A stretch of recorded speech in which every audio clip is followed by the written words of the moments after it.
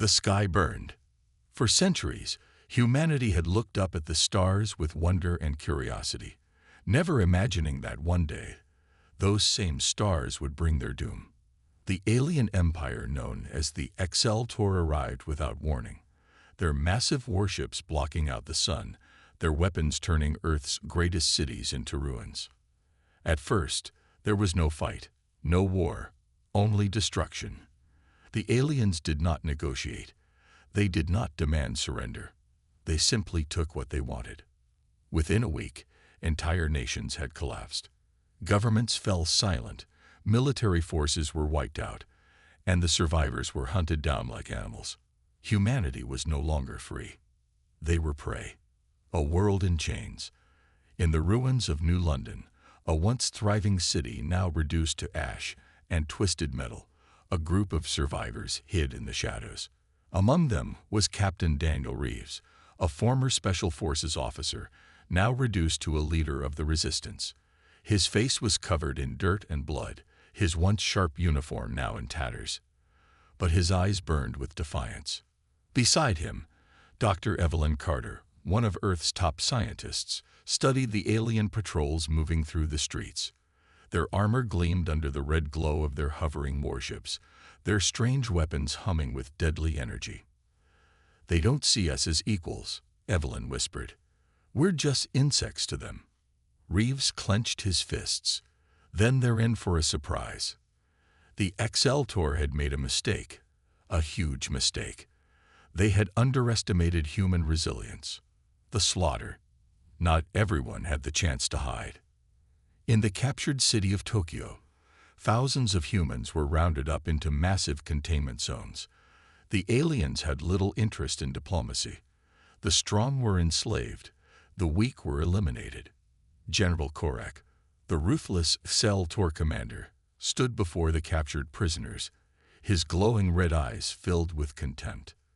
"You are fragile," he said in a voice like grinding metal. "Your species is weak.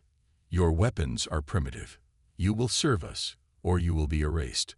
A terrified young soldier, barely in his 20s, stepped forward.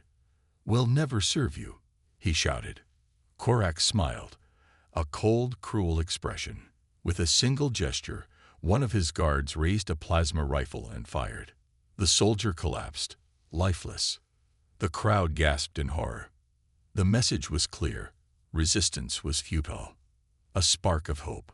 But in the depths of an underground bunker, a different story was unfolding. Dr. Carter had been studying something important, an alien weapon left behind after a skirmish. It was damaged, but not beyond repair. Her fingers moved quickly, analyzing its energy source, its internal wiring. "This tech," she muttered. "It's advanced, but it has flaws." Reeves watched her work. "Can we use it?" A slow smile spread across her face. "Not just use it. If I can crack their system, we can turn their own weapons against them." For the first time since the invasion, Reeves felt something stir inside him. Hope. Maybe, just maybe, humanity wasn't defeated yet. Maybe the real war was about to begin. The world had fallen, but humanity was not broken. Deep underground, beneath the ruins of old cities, in forgotten military bunkers and hidden tunnels, the resistance was growing. Scattered groups of survivors were learning, adapting, and most importantly, fighting back. Captain Daniel Reeves stood in a dimly lit command center, staring at the holographic map of occupied Earth. Red markers covered the map, each one representing an alien stronghold, a captured city, a place where humans had been enslaved or slaughtered. Beside him, Dr. Evelyn Carter worked tirelessly, dismantling a stolen Exceltor rifle, her fingers moving quickly, her mind focused. "We're running out of time," she muttered. "They're adapting faster than we expected." Reeves crossed his arms. "Then we need to move first."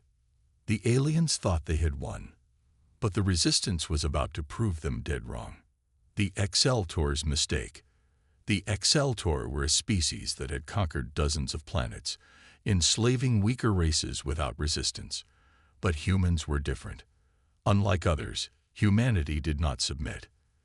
The Exceltor underestimated how quickly humans could study their technology, how fast they could turn scavenged weapons into tools of war. In a secret underground lab, Dr. Carter had managed to do the impossible, hack into an alien targeting system. "This is it," she said, stepping back from her terminal. "We just turned their own battlefield eye against them." Reeves smirked. "Let's give them a surprise they won't forget." The first counterattack. A Exceltor patrol unit marched through the streets of ruined Chicago, their towering figures radiating arrogance. They had no reason to fear. After all, humans had been crushed. Or so they thought. Without warning, their own weapons suddenly turned against them. Plasma turrets mounted on their ships started firing at Exceltor troops. Drones began attacking their own commanders, and defense shields shut down. Panic spread through the alien forces. "They're using our own systems against us," a Exceltor officer roared. From the shadows, Reeves and his team struck. Humans who had been hiding like prey now fought like hunters. They ambushed alien patrols, stole more weapons, and crippled communication lines. For the first time since the invasion, the Exceltor were on the defensive. A new hope. In their underground base, the Resistance celebrated their first victory. It was a small win, but it proved something important. The Exceltor were not invincible. Dr. Carter looked at Reeves. "We have momentum now, but we need something bigger." Reeves nodded. "We hit them harder. We take their ships. We make them regret ever coming to Earth." Humanity had been hunted, but now the hunters had become the hunted. And the war was just beginning. The first counterattack had shaken the Exceltor, but they were not defeated. Not yet. Humanity had finally proven that they were not weak, that they could fight back. But the aliens were far from done.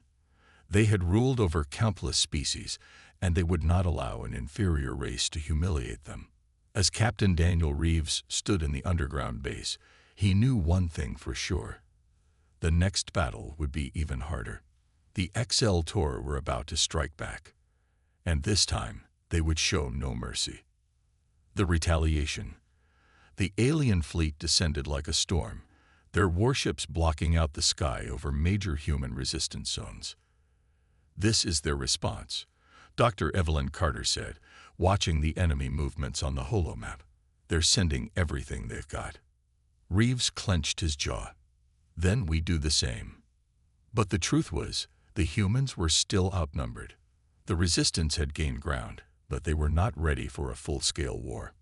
Not yet. The Exceltor bombarded the hidden bunkers, forcing humans to flee deeper underground.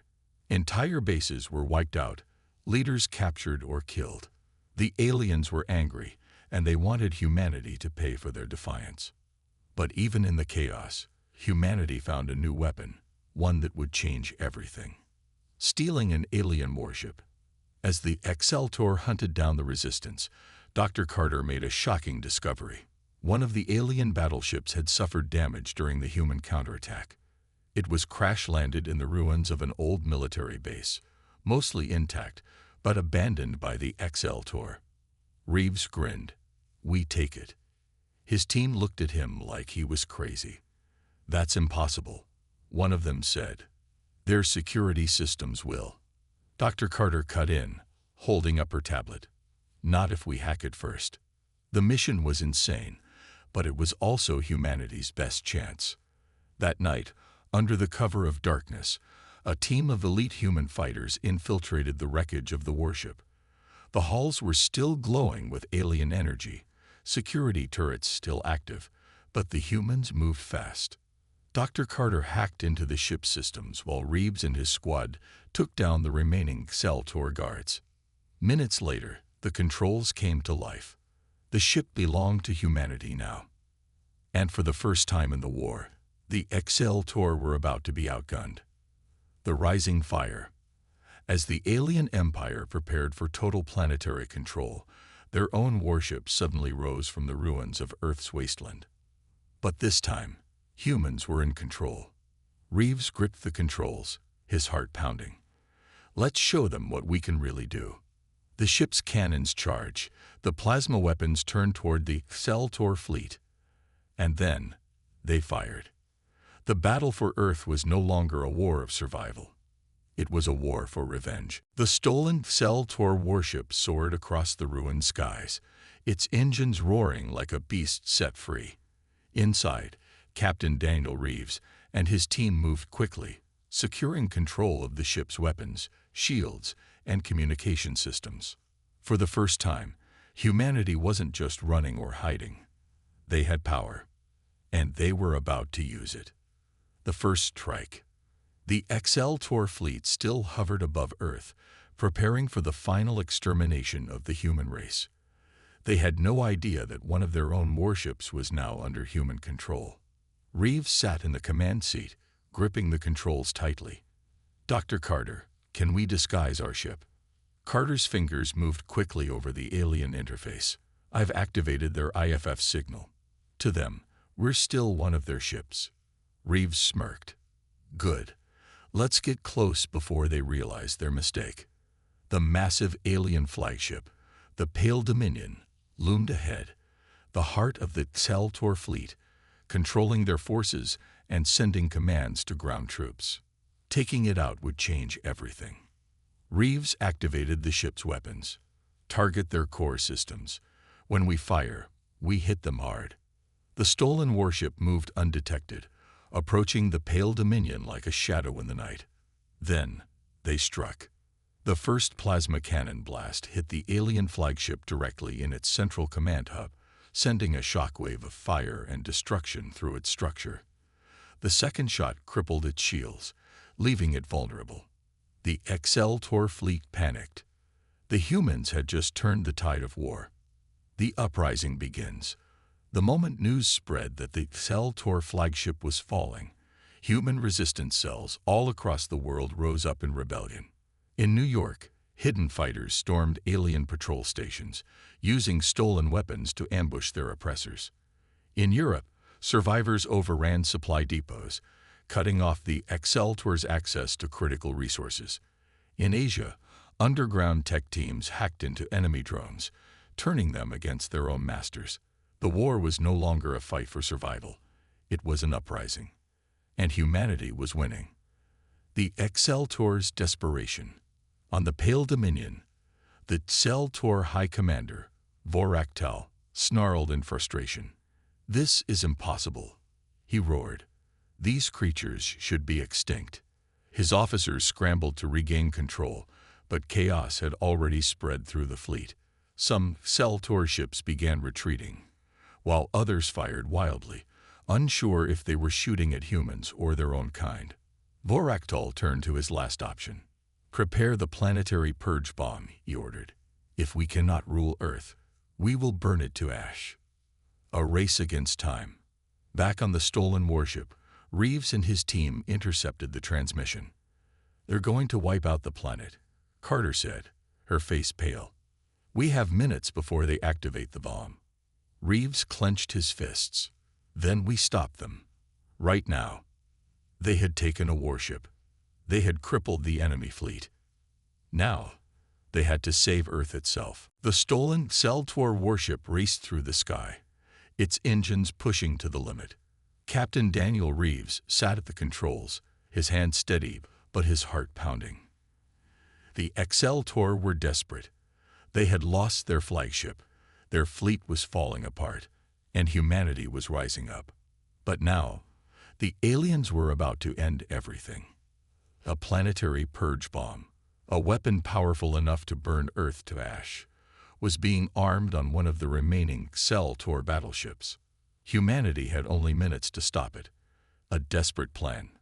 Dr. Evelyn Carter worked furiously at the ship's alien console, her fingers flying over the strange glowing keys. "I've hacked into their fleet comms," she said. "The bomb is on the Judgment Spear, one of their dreadnoughts." Reeves narrowed his eyes. "How long until it detonates?" "Less than 15 minutes. The bridge went silent. 15 minutes. That wasn't enough time for a proper attack. They were still just one stolen warship against a fully armed dreadnought. But Reeves knew they had no choice. "We're going in," he said. His crew didn't hesitate. Boarding the enemy ship, the stolen warship cloaked itself as it approached the Judgment Spear, sneaking through the chaos of battle. "This is insane," one of Reeves' men muttered. "Yeah," Reeves said, gripping his rifle. "But it's the only way." As soon as they were close enough, the human team launched themselves across the void of space, using magnetic boots to land on the alien hull. With a few well-placed charges, they breached the airlock and stormed inside. The Exaltor were not expecting them. Gunfire erupted in the halls as Reeves and his team fought their way forward, taking down alien guards with precision shots. Every second counted.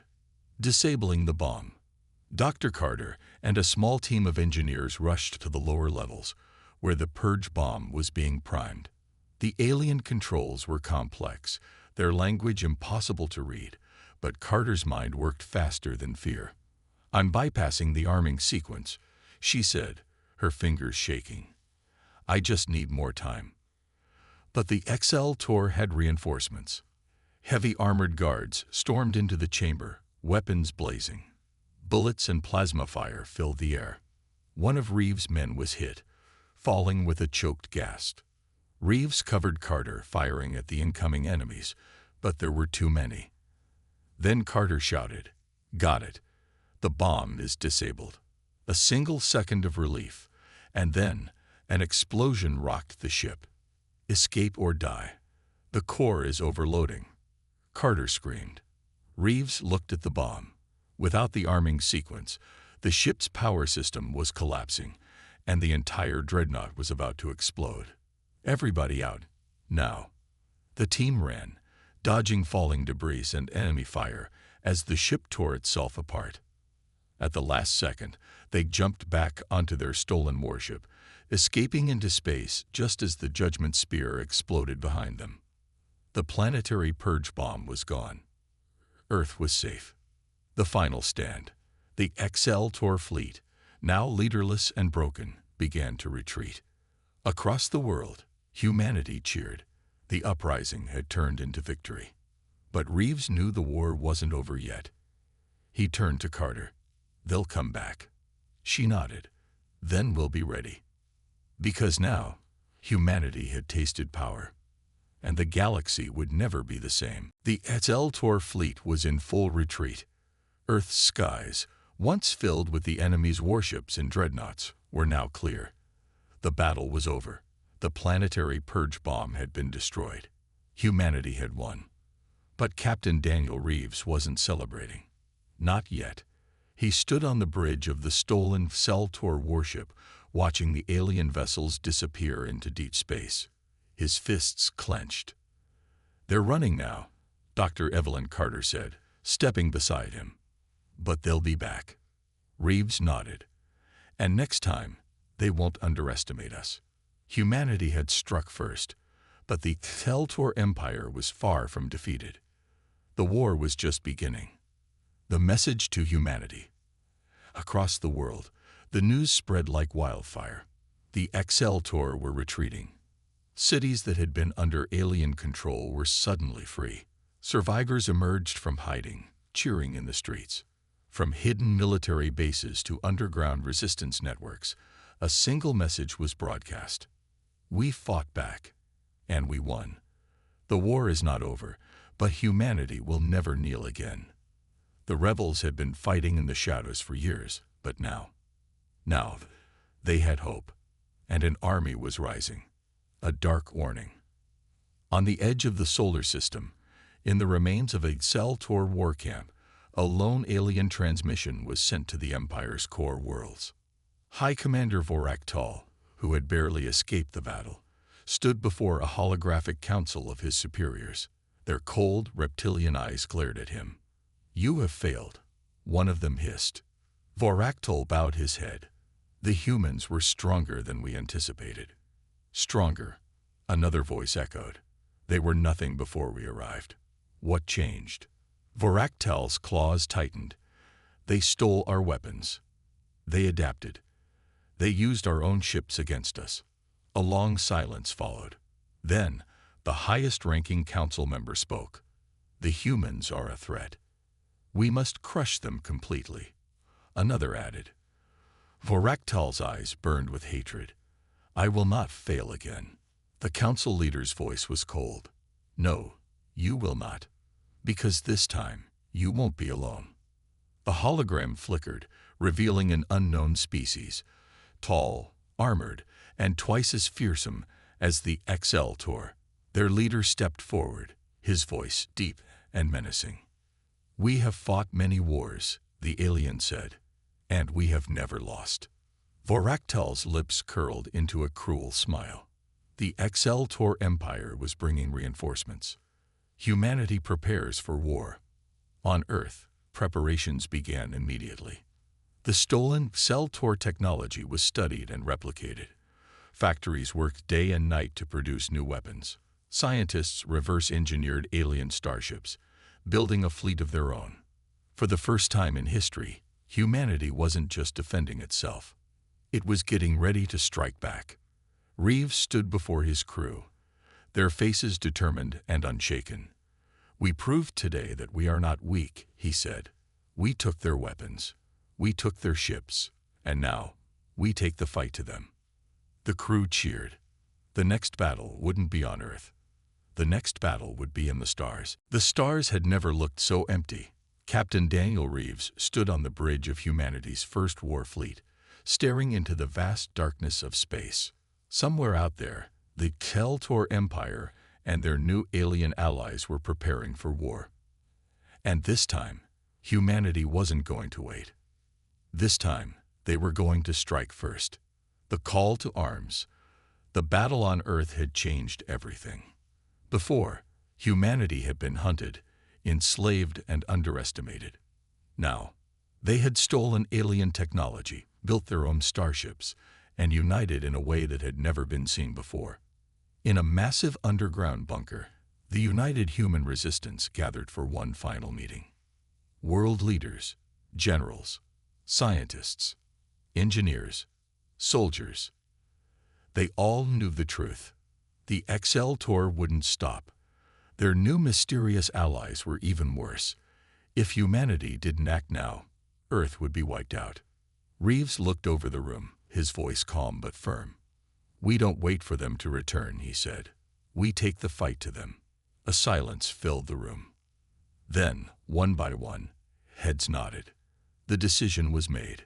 Humanity was going to war. The first strike. The fleet moved under cover of darkness, jumping into deep space using stolen XL Tor warp drives. Their target, the XL Tor Forward Command Station, a heavily guarded base where their new warships were being built. It was a suicidal mission. The XL Tor had hundreds of ships stationed there, but humanity had one advantage. Surprise. As the fleet emerged from warp, Reeves gave a single order. All ships, fire at will. Space erupted with firepower. Human warships, built from stolen alien designs, moved with deadly precision, tearing through enemy defenses before the XL Tor even knew what was happening. The enemy's dockyards exploded, their factories erupting in flames. The war had truly begun. The arrival of the unknown enemy. Just as victory seemed certain, the alarms on Reeves' ship screamed. Captain, new contacts detected. Reeves turned to the screen. His blood ran cold. Ships. Massive towering warships, bigger than anything the XL Tor ever had, were emerging from the void of space. Their black hulls reflected no light. Their weapons crackled with unknown energy. And leading them was a ship twice the size of any dreadnought Reeves had ever seen. A message came through, deep, distorted, and filled with malice. Your species is an infection. It's time we burn it from the stars. This was not the XL Tor. This was something far worse. Reeves clenched his fists. The war for survival had just escalated beyond anything humanity had ever faced. And now it was fight or die.